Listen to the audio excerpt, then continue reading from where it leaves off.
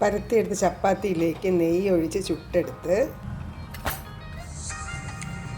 അതിലേക്ക് ടൊമാറ്റോ കെച്ചപ്പൊക്കെ ഒഴിച്ച് നമ്മൾ റെഡിയാക്കി വെച്ച ഫില്ലിങ്ങൊക്കെ വെച്ച് ഇത് റോൾ എങ്ങനെയാണ് ഉണ്ടാക്കുന്നതെന്ന് വീഡിയോ ഒന്ന് കണ്ടു നോക്കൂ. ഇന്ത്യൻ ക്ലാസിക് ഫ്യൂഷൻ്റെ പുതിയൊരു വീഡിയോയിലേക്ക് എല്ലാവർക്കും സ്വാഗതം.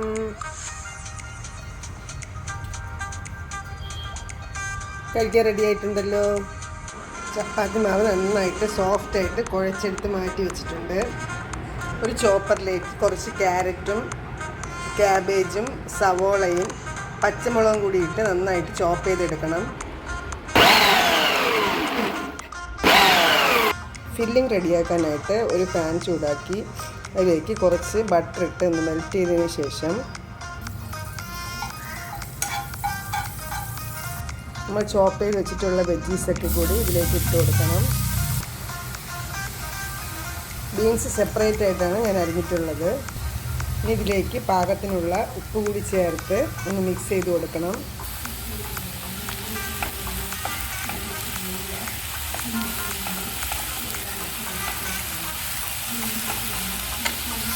ഇനി ചെറുതായിട്ടൊന്ന് വാടി കിട്ടാൻ വേണ്ടി സ്ലോ ഫ്ലെയിമിലിട്ട് അടച്ച് വെച്ചൊന്ന് കുക്ക് ചെയ്യാം. പകുതി ഒന്ന് വാടിക്കഴിഞ്ഞാൽ ഇതിൽ പാകത്തിനുള്ള ഗരം മസാലയും അല്പം പെപ്പർ പൗഡറും ചേർത്ത് മിക്സ് ചെയ്യണം. ഇനി തുറന്നിട്ട് ഒരു മീഡിയം ഫ്ലെയിമിൽ കുക്ക് ചെയ്ത് ഈ വെജീസിലുള്ള ഈർപ്പൊക്കെ ഒന്ന് മാറ്റി ഡ്രൈ ആക്കി എടുക്കണം. ഇത് ഏകദേശമൊക്കെ ഒന്ന് വാടിയാൽ നമ്മുടെ ഈ മസാലയൊക്കെ സൈഡിലേക്ക് നീക്കി വെച്ച് കൊടുത്തിട്ട് 2 മുട്ട ഒന്നിതിലേക്ക് ചിക്കി ചേർക്കണം.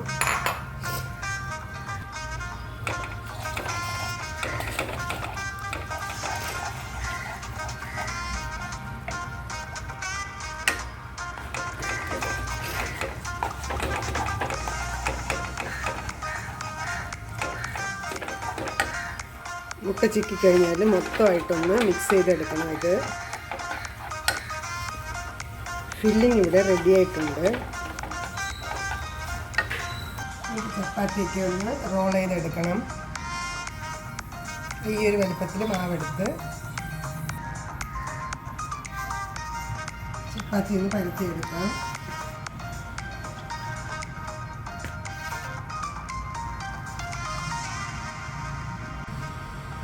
ചപ്പാത്തി പരത്തിയിട്ട് അതിനകത്ത് റോളൊക്കെ വെച്ച്, അതായത് ഫില്ലിങ്ങൊക്കെ വെച്ച് ചൂടായ പാനിലേക്ക് നമുക്ക് ചപ്പാത്തി ഒന്നിട്ട്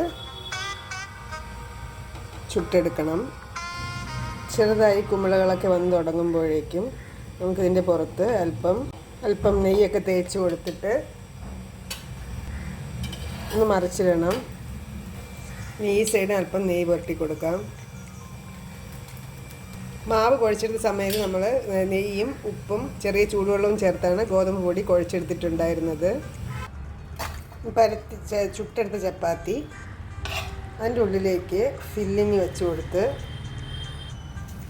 പിന്നെ ഇതിലേക്ക് അല്പം കെച്ചപ്പ് കൂടി സ്പ്രെഡ് ചെയ്ത് കൊടുത്ത്